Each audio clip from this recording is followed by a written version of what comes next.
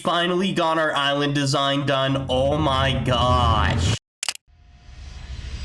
So we have a simple plan for this video. As you can see, the island is pretty messy. It's not a great setup if I'm gonna be honest. I mean, everything's organized in specific spots, but it's just not good looking. So I'd like to make it more visually appealing, so that's what we're gonna be doing. And that even includes moving all these robots, even the mining ones as well. It's gonna be a tedious task. But what I want to do is make kind of like a circle and then have multiple different circles for designated things. One thing is we're just gonna leave the cactus farm the same. It does not really matter at all. So we just need to grab out all our tools and we're gonna start rearranging things. I'm gonna get rid of this tower for the keys because we're not really gonna need this. I'm gonna be moving the alt eventually. This alt will go to the main island at some point. So what I'm going to do is pick up this main layer of items that we have and we'll sort it in, I think, PV20. Yeah, we'll use PV20 where all our stuff will be stored. We're gonna be building even a designated look for the mob farm of some sort. I don't really know what I want to do for it. It'll probably be similar to how the circles are, but we'll see. So all the essential items, as I said, are going to be put into PV20 that we need to place down and put somewhere eventually. So let's go ahead and get rid of all the spawners. Almost done with the Enderman here. And I'm going to leave this shop in the same spot because the reason for that is because people are going to spawn here anyways, and so am I. So I want the shop still right here. So this will all be the same. I guess what I can do is just put all the Enderman spawners in here for now. So we can just come back and grab them when we need them, but I'll put the scrolls in here for now. So what I'll have to do for each robot here and even in the mining farm is literally just go here, click on each one, keep pressing this button over and over. It's gonna be so tedious. And there's about almost 320 in here. What is not too difficult, it'll take a little bit of time, but we'll get it done pretty quick. We're gonna put the mythical auto cell chest in my PV20 since that is an item that needs to be there, and we'll grab all the materials for the beacon. What I'll do for the final bit of the build is probably just save it on like a file that I can use for next map and then rebuild it with like a hologram. So I think it's Lightmatica that I'd be using, something along the lines there, but it would work pretty well to where I could just see the build and then I just place where I need to place. I don't think I can use printer, I'm not too sure, but don't quote me on it. I just don't know if I can. Anyways, we're almost done the beacon, and I think I want the spawner farm to be right in front of where I spawn in. I think that is indeed the plan. So I put all the beacon supplies in here.